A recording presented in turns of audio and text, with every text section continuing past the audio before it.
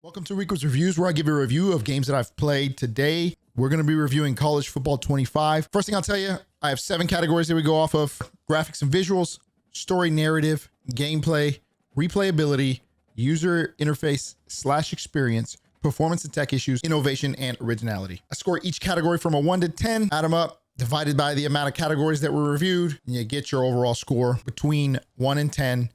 1 being the lowest, 10 being the highest. Let's get into it. There's 7 categories, but if I have like a sports game, one of those categories is, as you saw, story narrative. We're gonna divide by 6 instead of 7. So that way the score can still be compared to each other. All right, so first thing we're gonna talk about is graphics and visuals. It's been an obvious upgrade from 2014. It's what you expect, right? It was updated. It was great. A lot of the game was very detailed, even down to the helmets were very detailed. You can change the color scheme of your helmet when in Team Builder, and it looks great. And I would even say like the chrome of if you ever have like the Oregon or a Team Builder team where you have a chrome helmet, it looks phenomenal. I love, you can zoom in so well. I bet you it would look better if it was on PC, but I digress. Another part of the graphics and visuals, if you will, is the opening ceremonies. I haven't seen them all, but the ones I have seen, it's great. It's very real life with exactly how they are now. So it's awesome. I love, you know, watching the opening scene so long as I haven't played the team over and over again. The jerseys, like if you put the number chrome on the jersey,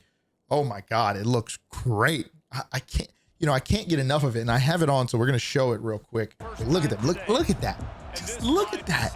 Tell me that's not beautiful. Oh, the back is right. It's just a reflection of yellow. I thought my jerseys were yellow. I was like, they're not supposed to be yellow, but it was just a reflection. They'll see the helmet on the top with the white. Oh, look at that. That's beautiful. I do like this detail. Like, I'm pretty sure everybody's in chrome helmets, and you can see it all from here. Although that guy's wearing yellow. See, there's a couple things like that kind of bug me a little bit. Oh my God, the crowd, because that is one of my cons, right? The crowd is okay, but could be better. I understand that probably could take a lot of graphics away when you don't really focus. It's just one of those things nice to have, but I don't really need. So I can accept not having the crowd. So Travis Hunter looks good. Let's see Shedeur Sanders. Back in the day, we didn't used to have actual players in the game.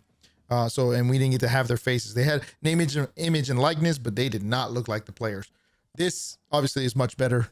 It's a little more cartoony, but it's still, getting there. Pro is the players look very similar. Their facial features look similar to who we are, the ones that we know, the very popular players. So a small con would be that the player models are a little lacking, right? The facial features, they look very like wide-eyed and like just not human, right?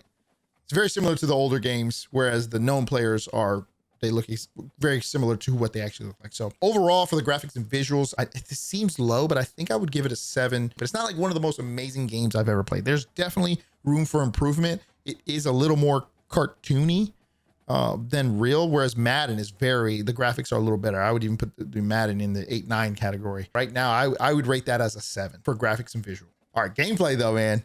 Dude, gameplay, one of the best things I enjoyed, because I play this game very realistic. So pros, wear and tear. Going back to the realism part, right? Wear and tear. I love this new feature. I love this. I think it gives it an aspect of a more real game, or, a more strategy, because I have to put in the backup. And they added third down running back, slot receiver, slot cornerbacks, the additional defensive end, edge rushers, those kind of things. Now I have to kind of think about my auto subs. Adds a great dynamic to the game. The recruiting adjustments that they did, phenomenal. You really have to strategize how you recruit these players. With the addition of the transfer portal and the deal breakers, money. Like there's obvious bugs in them. There's obvious things that need to change with recruiting, but as a starting point, this is good. So cons for gameplay. The player movement and mechanics need some refinement, as it does feel a little clunky sometimes, or not necessarily clunky, but it glitches out. You'll be trying to catch the ball, or you're trying to intercept it and the player runs through. That has been common throughout almost any football game. So it's not super prevalent in the game, but it is obviously something we don't want to have. The other part of the gameplay in Dynasty specifically, coaching abilities max out. This is annoying, right? I've maxed out my coach. He's a 50 overall. I can no longer get any of these. So I pretty much used all mine on recruiter, max, even the kicker like an idiot. This is 20 points wasted. I now can't be CEO. I can't use program builder. I can't use talent. I can't use any of these, right? It's not that I don't want it to max out, right? Because it might be kind of cheesy if you're the greatest at everything. But one, I think they could increase it a little more, your level. I think they could, maybe we can go to 60 or 75. But what you should be able to do is reset. Like you should be able to like, oh, I messed up, right? You can't reset it. Yeah, it used in the old game, you could reset the your abilities. Granted, you could also max out every single one of them in the old game. So there's a scale, right? You don't want to have it maxed and have everything, but also you don't want to not have the ability to reset it and choose something different. But I totally understand, right? Resetting it brings a level of, it's just not realistic. So I understand that. I understand why they don't do it. But let me decide if I want to make it that realistic, or like maybe some scale, level 50 of 50. So I know, oh, I'm gonna use all my levels, because I'm a type of player that once I start the dynasty, I'm not restarting. I'm gonna go till 30 years. Overall, I'd give this, I really like the game. I'd give it an 8. Replayability. You gotta be able to play the game over and over again. I tell you, for me, again, this is my rating. For me, without even giving any pros or cons, it starts at an 8 for this game. I can play this game over and over, and I will lose track of time. That is one of the most crucial things for a video game. I mean, that's stood through the test of time. Some of the games that it would do that for me was like WCW versus WWE, and then also WrestleMania. Halo was another, all night. I'd be up till 5, 6 o'clock in the morning, just grinding away. Call of Duty turned into that as well. I've put over 200 hours in this in about a month. It was in a month I put 200. I think I'm at like 220. I don't know. Dynasty mode is, I think, the biggest part of this game. It's the biggest thing everybody wanted. That is what keeps me playing this game. And I think most people playing this game, the ability to play Dynasty on my own, and more importantly, playing Dynasty with my friends. What does create the replayability is just having your buddies in your league, and we are in the same universe. And so we can talk smack. We don't have to play each other, but we'll play each other probably in the championship game, which will mean more and in the end. But they kind of messed that up. And this, in terms of replayability, I'm gonna put it in this category where they messed that up, was they didn't allow it to freaking be crossplay, only for Dynasty. Like the entire game is crossplay, but you didn't make Dynasty crossplay. I don't get it. I don't get it. Now I have friends like you, Snyder, that can't play in my league because you have an Xbox. Like, we're beyond that now. We're beyond that. You know, they also didn't make it for PC, which is also frustrating. Pro to replayability was the college football playoff. That was kind of cool. A new way to play. They had to put in a way to play against other players without having, you know, your favorite team being JMU and you're playing Alabama, somebody that uses Alabama, right? So I know that there's a tier process that you can turn on or turn off, and so you can continue to play other players that are on your level. So that makes people want to keep playing the game, right? So I'm not just getting curb stomped by the same team that using Alabama, which people are still complaining about, but I think that was a great feature. I love that. They brought back Road to Glory. I think they did a phenomenal job. This is another piece, a very big pro for replayability. The Road to Glory, they took away the high school portion, which I was upset about because I love playing in the high school, but they did add the ability to choose what rating your player was, which at first I didn't like they took it away, but then when I did it, I understood. Once I played it, I understood, and I was like, okay, I like this. I don't mind this. What I do love about it is that you can be a 5-4 or 3-star or even a 2-star, 5-4, 5-4, 3, 2. Yeah, you can do 4 categories. So you can do 4 categories, and it just adds to, like, once I did already Road to Glory as a 5-star blue chip, or not blue chips, it's a 5 superstar.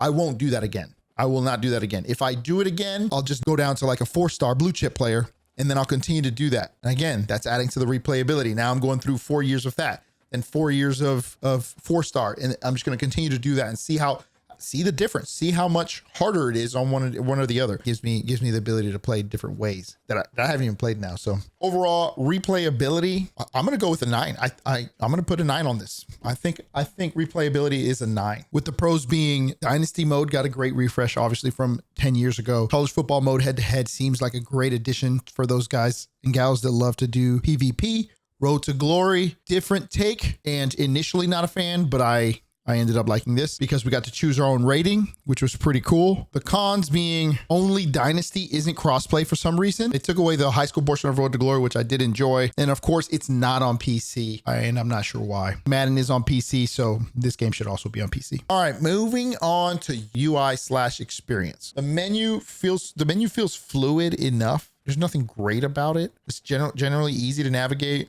Honestly, this is nitpicky. This, I wouldn't even knock the score down, but there's 3 different categories under one category. Other than that, man, I think the UI was great. I mean, I'm not going to give it a 10 or anything, but there's not too many things wrong with it.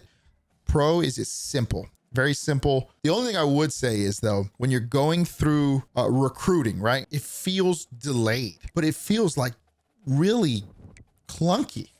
Let's go to recruiting here. Boom, I hit R1 just now. Nothing happened. And then I hit it again. It's like, it's not moving. See how it's like taking a little time to load? Again, this is nitpicky. We're nitpicking, right?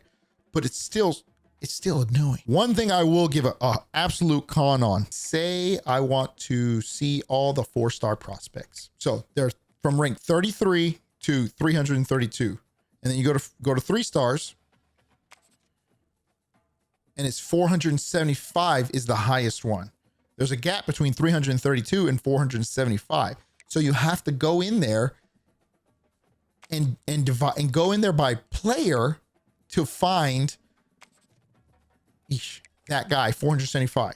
You have to go and filter every single time. It doesn't, when you go to any 4-star prospect, it does not give you all the prospects. That is annoying. I think for UI and experience, I would make it an 8.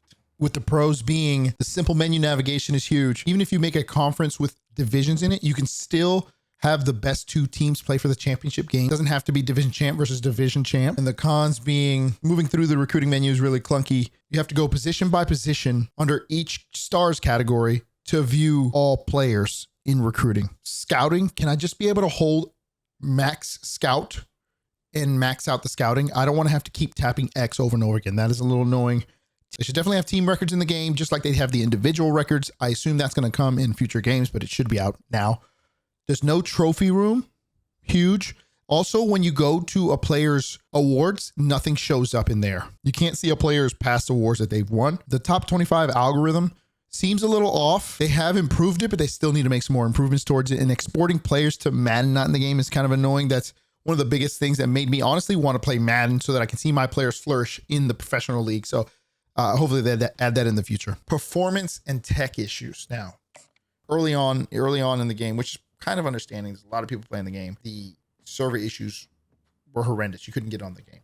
I say that it's understandable, but it's also on the other end not understandable because it's a AAA game. It's EA. You know, it's EA Sports. They should have this down already. There are some bugs in particular that we're going to go through real quick. When you go to schedule games on Dynasty mode, right, you're going to get to a point. I've gotten to season 6, and I don't know if it's time based on the season you're in or if it's just in general, but I can no longer adjust my schedule. So I have to accept what schedule they've given me. Thank God I'm in a decent conference where I have some ranked teams. Another thing for team builder, when you go into a game, right there should be my helmet. That should be my helmet, and that's my logo that's supposed to be on my helmet, similar to the way that you see the Maryland team. But it doesn't do that. It just shows the helmet. So when they crash together, you know, a little thing, it shows my logo crashing into the helmet. The other part is when you go into a championship game, the logos turn gold, but when you're on Team Builder, the logo just isn't there. It's just blank, which is kind of annoying. So they can probably fix that as well. Here's another thing. They don't show you when you break the record. When you break national records or whatever, it doesn't matter. When you break any record, it used to show you like, and even the announcers would say it. They'd be like, hey, he's about to break the record, a school record for receptions in a game or career receptions, or the season, you name it. They don't say it anymore, but that definitely needs to be in there. Being able to see your records be broken I love that part. I love them talking about it. That's another con, right? For team building, my stadium is ODU stadium with some VCU, but there's still logos of whatever you originally used is still in the game. They need to either give you the ability to actually edit the stadium, like the outside, the peripherals and stuff, or just change every logo, make every logo very fluid. I guess that might be difficult, but what I think the fix to that would be to just have generic stadiums. Give me a generic stadium with nothing on it. Overall, for performance and tech issues, I think that we're looking at a 6. For the pros, nothing really stands out, which could be a good thing. Obviously, if the game's working as intended, that's the pro. For the cons, there were a lot of server issues early on. Scheduling is bugged when, as I said before, whenever you get 2 or 3, 4 years down the road, it can be bugged where it doesn't allow you to change your schedule. Team builder logo, whenever you have the head-to-head matches or when the helmets crash, like your logo isn't on the helmet. It's just your logo. That's kind of annoying. They don't display the broken records in game like they used to, where the announcers would even say when you're getting close to the record or when you broke the record, and it doesn't even show it like a cutscene or anything, which it used to do. And then you have to use a school's stadium, a known team's stadium, and it maintains their logo throughout the stadium. So again, overall performance tech issues get to 6. Finally, we're going to go to innovation and originality. This is going to lean more towards innovation than originality because it is a football game, right? We've had it before, so it's not original, but how did they innovate? How did they change, right? How did they make it different and stand out from the old one, which is easy, but from Madden, right? Recruiting was changed and improved upon. They completely revamped that. They figured out the NIL. So we have actual players. I don't know how innovative that is, but it, to an extent, is different from the last game. So I'll give it that. Innovation and originality, I think I would go with a 7. So the pros are recruiting was updated, which is awesome. There's a different way to do it. It's a little more difficult and provides another additional challenge. And the NIL was figured out. So we got named players. We no longer have to go in there and edit our players. There really isn't any cons right now, but it still doesn't, I don't think that because there's no cons doesn't mean this makes innovation and originality jump up to 10, because it still is a sports game. It's a college football game. It's not the first time we've ever had this game. So I think we're at a 7. To summarize, we got the graphics and visuals a 7, gameplay an 8, replayability a 9, user interface and experience an 8, performance and tech issues at a 6, innovation and originality at a 7, bringing us to a total score of 7.5. That currently brings it number 3 of the games that I've rated, only behind Red Dead Redemption and Spider-Man 2. If you've made it this far, don't forget to hit the like button and subscribe for more as we build our library of games that we reviewed. That's it for this one. It's Roughneck 6 signing off the net.